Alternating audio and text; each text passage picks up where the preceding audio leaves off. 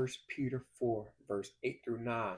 And it tells us, right, that love covers a multitude of sin.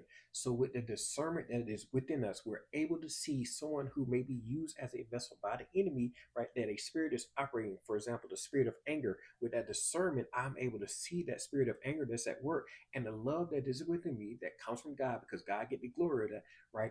I am able to still love this person, but not feed into that anger, and also not only not feeding that anger, but know what spirit the prayer gets. You see what I'm saying?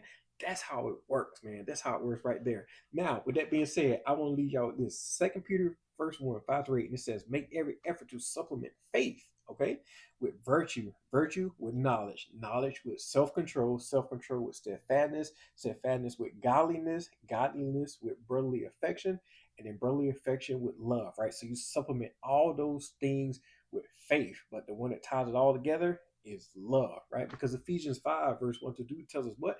To be imitators of God, okay, and to walk in love. All right. Now, with that being said, like there are gonna be times where the enemy's gonna try to want to pull us out of that love and pull us into the flesh, right? And out of walking in the spirit, things like that. But the thing about it is we have to call on God, right? And let that love that's within us, let it overflow. And the more you seek God's love and the more you seek that peace from him, he's gonna pour that peace into you. He's gonna heal your heart, he's gonna build you up, he's gonna transform you. That you're gonna get to the point where things that people normally get upset about, where they clap back about, where they just do things that just really don't make sense, you're able to overcome those things. And not saying that you're better or whatever, but you're able to overlook those things and you're able to rise above that because it's your God who you're imitating. Your strength comes from God above. You see what I'm saying? Not man, not pleasing man, not worried about what man talking about, but what is God talking about. You see what I'm saying? So when you're tied in and locked in with God, you're gonna move a little different. You see what I'm saying? So when that spirit of anger is coming at you and they trying to, they're firing darts at you and trying to get you out, off your square, get you out of the spirit. No, absolutely not. Because I know where that comes from. I know where that spirit, because that spirit of anger is not of God. You see what I'm saying? Now, with that being said, man, Matthew 22:37, Jesus tells what the second greatest commandment, to love your neighbor as yourself.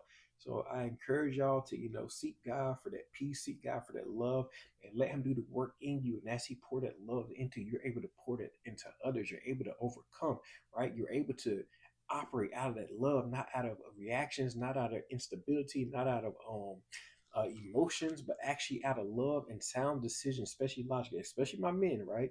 You know what I'm saying? You call to be leaders of your home and things like that, man. So you need that sound judgment, that sound love, that's that operation, right? That where you're not out here operating out of your emotions. Anyhow, y'all be peace, blessed. All right. God bless you.